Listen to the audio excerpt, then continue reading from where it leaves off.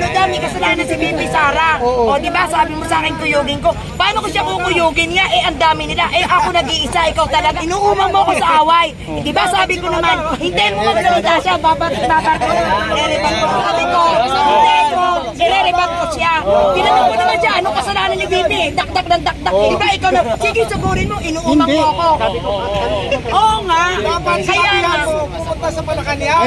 Kaya nga. Sabi ko, hintayin mo na natin siya magsalita. Hindi. Kumuda.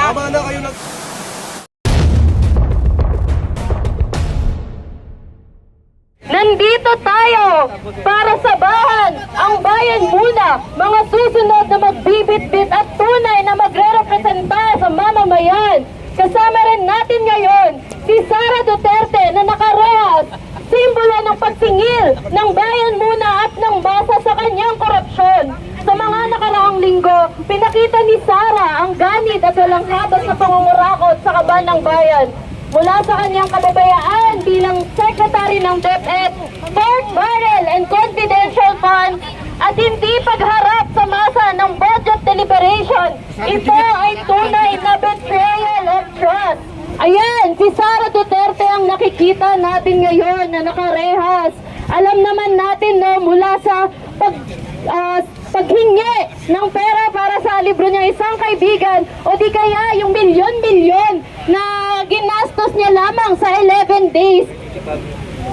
Pati na rin no, sa kanyang hindi pagharap sa masa.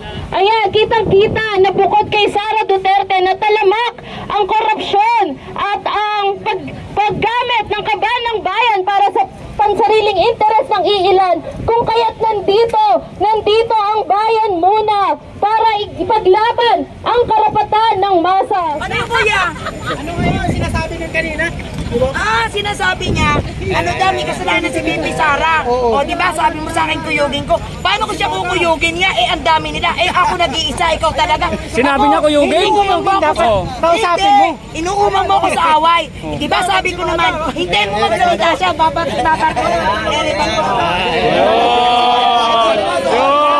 Sabi ko, ireribang ko siya.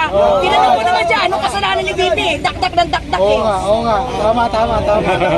Di ba ikaw na, sige sagurin mo, inuumang mo ako. Oo nga. Kaya nga. Pupunta sa Malacanang. Kaya nga. Sabi ko, hintayin mo na natin siya magsalita. Hindi. Kumuda. Paano kayo nagiging kontento? Duterte sa kalam daw, Duterte sa kalam.